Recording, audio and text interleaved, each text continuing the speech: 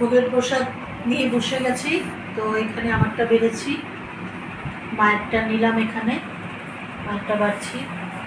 অল্প করে নেই, এখন ফল বেশি খাবো না, অনেক বেলা হয়ে গেছে। ভোগটা খাবো কীরকম হয়েছে দেখি। ভোগের প্রসাদ আমার মেয়ে বিশ্বজননী মায়ের জন্য রান্না করেছে, কেমন টেস্ট হয়েছে দেখি। চাটনিটা করে দিই।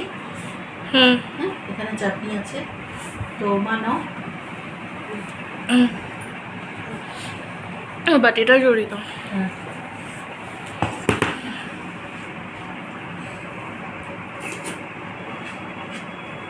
বলি না আজকে তো গুরু পূর্ণিমা, ঘরে বলা হয়ে গেছে তো।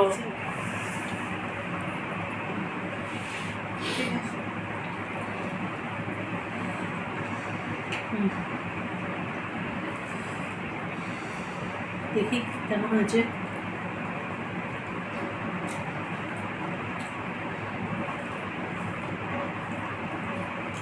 ভালো হয়েছে,